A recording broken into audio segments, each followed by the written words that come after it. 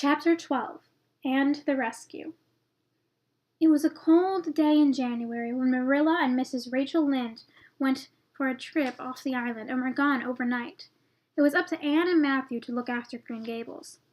Anne and Matthew had become very fond friends, and they were having a great time talking while Anne made dinner that night, when they heard fast footsteps on the icy porch.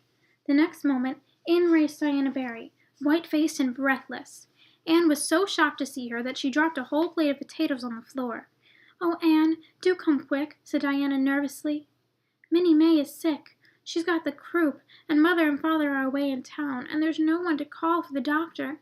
Oh, Anne, I'm so scared." Minnie Mae was Diana's 3-year-old sister.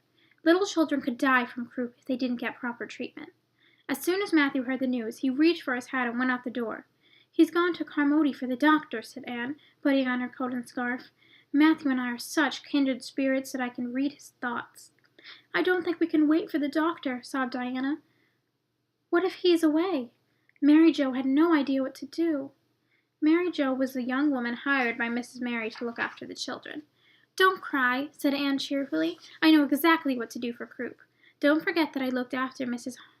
Hammond's 3 pairs of twins. They all got croup regularly. Just wait until I get the ipecac bottle. You might not have any at your house. Come on, let's go." When they got to Diana's house, they found little Minnie Mae on the sofa, very sick indeed. Anne went to work quickly.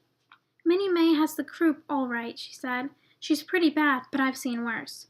First, we need lots of hot water. Mary Jo, you put wood in the stove. I'll give her a dose of ipecac." Minnie Mae did not take the ipecac easily, but Anne had not brought up 3 pairs of twins for nothing. Down the ipecac went, not once, but many times during the long, scary night.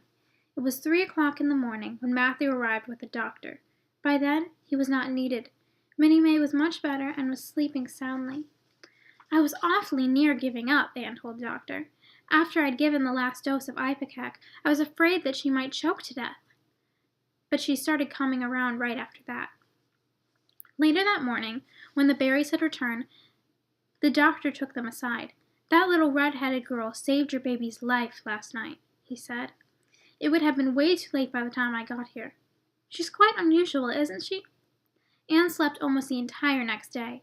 When she woke up, Marilla was home, standing in the kitchen with a plate of hot dinner for Anne. "Matthew told me all about last night," she said, smiling at Anne. "It's a good thing you knew what to do. I certainly wouldn't have known." Marilla had exciting news for Anne, but refused to tell her what it was until after dinner. Finally, as Anne put down her knife and fork, Marilla said, "Mrs. Barry was here earlier.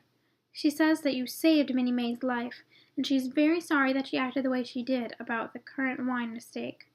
She knows that you didn't mean to make Diana drunk and hopes that you'll forgive her and be good friends with Diana again.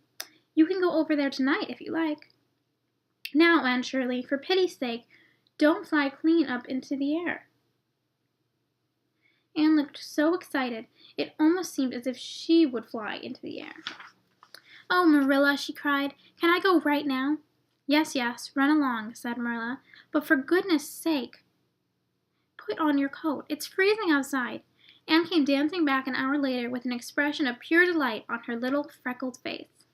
"You see before you a perfectly happy person," she announced to Marilla. "When I left Diana's house, Mrs. Barry asked me to come over as often as I like."